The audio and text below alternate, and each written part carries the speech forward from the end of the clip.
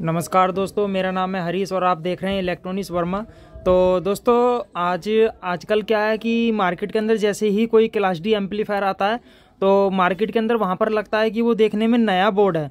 तो इस तरीके से देखिए ये वाला बोर्ड है। अब आपको ये देखने में कुछ हैवी बोर्ड लगेगा और नया लगेगा देखने में, लेकिन देखिए मार्केट में यहाँ पर ये पहले से ही बोर्ड था। ये वाला देखिए, ये वाला बोर्ड और ये वाला बोर्ड दोनों बोर्ड सेम है, लेकिन इसको दिखाया कुछ इस तरीके से गया है जैसे कि ये नया बोर्ड है। तो इसको इस तरीके से डिजाइन कर देते हैं हीट सिंक वगैरह लगा के, यहाँ पर 5 वोल्ट की सप्लाई बना के बिल्कुल इसको इस तरीके से बना देते हैं जिससे कि ये बोर्ड देखने में नया लगे, और थोड़ा सा इसका जो प्राइस भी बढ़ा देते हैं।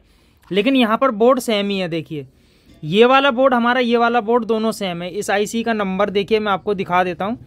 ये देखिए इस आईसी का जो ये देखिए यहाँ पर देखिए आप, मैं कैमरा पास कर देता हूँ। ये देखिए, और यही आईसी सेम इसके अंदर भी लगा हुआ है पूरा। मैं आपको यहाँ पर बोर्ड का देखिए जो डिजाइन है वो भी दिखा देता हूँ। देखिए यहाँ पर देखिए 2 पीएफ लगे हुए, एक रेजिस्टेंस, फिर यहाँ पर देखिए 2 पीएफ, यहाँ पर एक रेजिस्टेंस, यहाँ पर 4 हमारी ये कॉइल लगाई गई है। देखिए 4 ये लगी हुई है।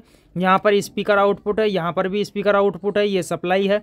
लेकिन अब इस बोर्ड के अंदर सिर्फ डिफरेंस क्या कर दिया है कि यहाँ पर 5 वोल्ट की सप्लाई बना दी गई है।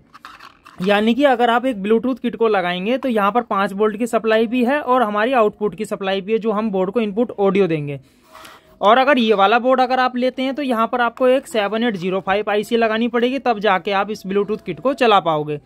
अब यहाँ पर देखिए सिर्फ 5 वोल्ट की सप्लाई लगा के और इसकी बोर्ड की जो डिजाइन है उसको चेंज करके यहाँ पर आपसे 100 से 150 रुपये एक्स्ट्रा ले लिए जाएंगे। लेकिन यहाँ पर ये वाला बोर्ड जो है आपको 100 से 150 रुपये सस्ता मिल जाएगा, जबकि दोनों ही बोर्ड सेम है और आउटपुट भी दोनों की बराबर है।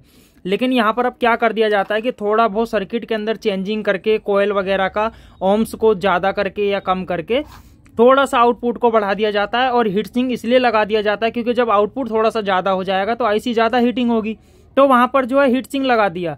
अब यहाँ पर बोर्ड दोनों सेम कर दिए और यहाँ पर थोड़ा बहुत चेंजिंग कर दिया, तो यहाँ पर इस तरीके से आपको जो बेवकूफ़ बनाया जाता है। तो देखिए दोस्तों, मेरा वीडियो बनाने का मकसद यही है कि अगर आप कभी भी क्लास डी एम्पलीफायर लेते हैं तो अच्छी तरह सर्चिंग करके अच्छी तरह वीडियो वगैरह देख के और उसका आउटपुट जो है वो देख के तब उसको बोर्ड को परचेज़ करें।